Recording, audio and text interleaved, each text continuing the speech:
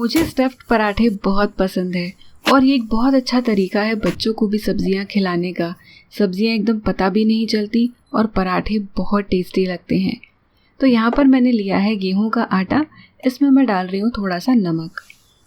अब हर बार ये चीज़ मैं बताती हूँ अपने स्टफ्ड पराठों की रेसिपी में कि जब भी आप आटा गूंदते हैं तो स्टफिंग के हिसाब से होना चाहिए। नॉर्मली स्टफ्ड पराठों में स्टफिंग सॉफ्ट होती है, तो आटा जो हम गूंदते हैं वो भी सॉफ्ट होना चाहिए। अगर आपकी स्टफिंग एकदम बढ़िया सॉफ्ट है लेकिन आटा टाइट गूंदा गया है तो बेलते समय पूरी स्टफिंग बाहर आती है, पराठा फटने लगता है। फिर ये चीज़ हो जाएगी आलू के पराठे के साथ, सिमिलर पराठों के साथ, इवन पूरन पोड़ी के साथ भी। तो बहुत ज़रूरी है कि आटा एकदम अच्छे तरीके से सॉफ्ट गूंदा जाए।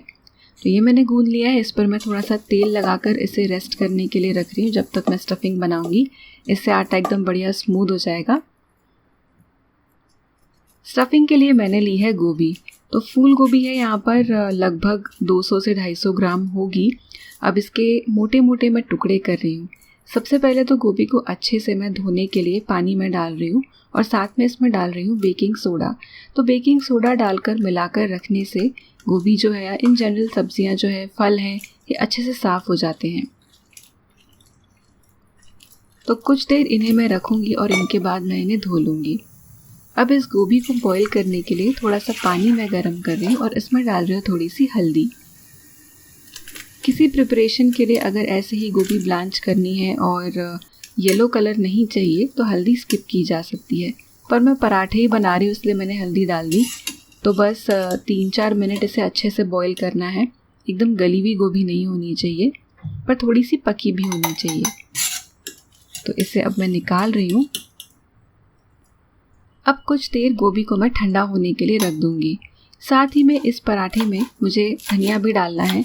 तो धनिया यहाँ पर मैं बारीक चॉप कर रही हूँ। धनिया जितना चाहें आप डाल सकते हैं। आटा भी रेस्ट कर चुका है, इसे मैं स्मूथ कर रही हूँ और इसकी लोइयाँ तोड़ कर रख रही हूँ। बस अब स्टफिंग बनाने में कुछ ज़्यादा टाइम नहीं है। इस तरह की स्टफिंग पहले भी बनाकर रखी जा सकती है। मैं तो कई बार ऐसी स्टफिंग एक्स्ट्रा बन जाए तो फ्रिज में रख देती हूँ और अगले कुछ दिन उसे यूज़ करती हूँ। यहाँ पर मैंने इसे चॉपर में घुमा लिया है। आपके पास इलेक्ट्रिक चॉपर हो या मैनुअल, कोई भी चॉपर आप यूज़ कर सकते हैं।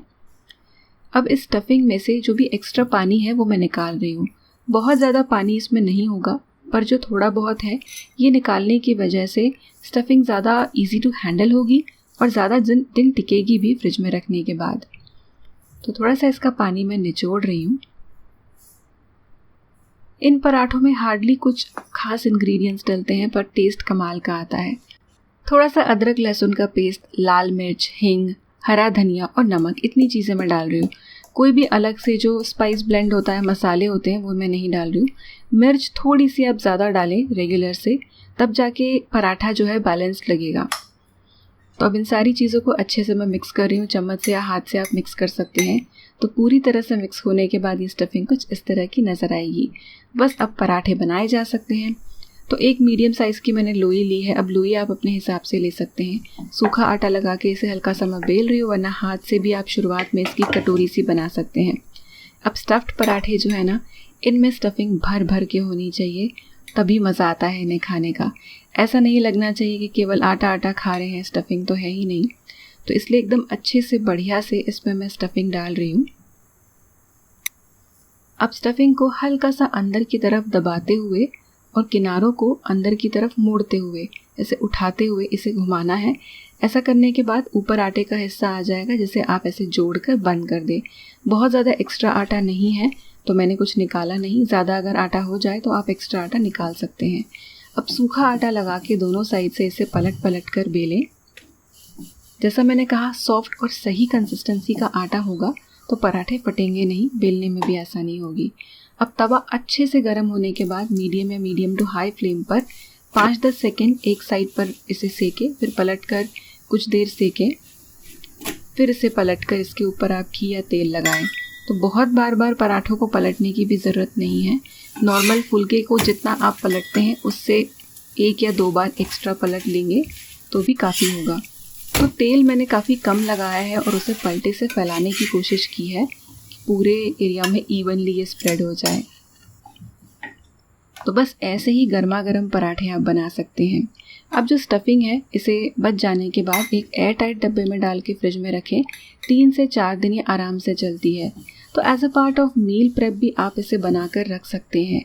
हो सकता है कि डिपेंडिंग ऑन वेदर और गोभी कितनी फ्रेश थी, ये 3-4 दिन से भी थोड़े से ज़्यादा टिक सकते हैं, पर 3-4 दिन आई थिंक मैक्स है मेरे हिसाब से। पराठे बन गए हैं। इस पर थोड़ा सा मैं गार्निशिंग के लिए धनिया छिड़क रही हूँ। साथ में मैंने आम का अचार परोसा है।